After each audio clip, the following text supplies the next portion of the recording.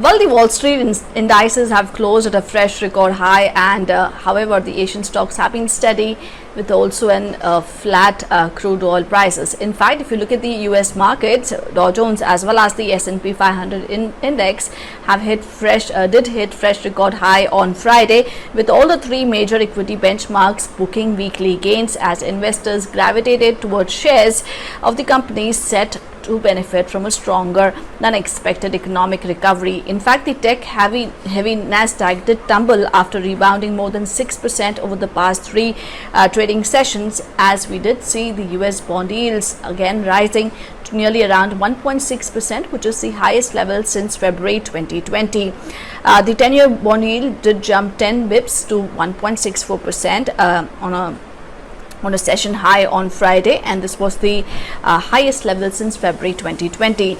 Dow Jones was up close to around 0.9% in trade to close at 32,779, while the Nasdaq was down nearly around 0.6% to close at 13,320. S&P closed with marginal gains of just around 0.1%.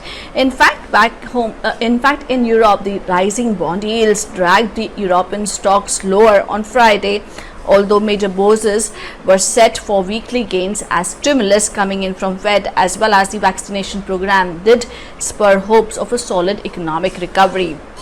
The pan-European stocks 600 index fell close to around 0.3% after a 4-session winning streak. If you look at CAC and FTSE, they were up 0.2% and 0.4% respectively, while DAX was up close to around nearly around 0.5%.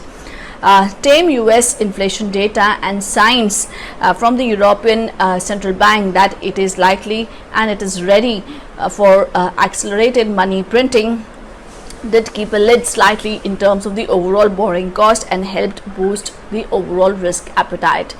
Back home in Asia, it is a steady start for the day. Asian stocks were steady on Monday in the shadow of a jump in the benchmark Treasury yields ahead of the Federal Reserve policy meeting this week. So yes, this is one important Fed meet that would be keenly watched out for.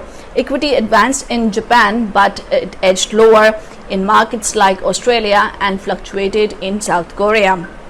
Nikkei was up close to around 0.5% in trade, while Kospi was down nearly around 0.3% in trade, and stocks in Australia were down nearly around 0.13%. Brent crude was down 0.6% to close somewhere around $69.18 per barrel, while the WTI futures were trading largely flat at $65.8 per barrel.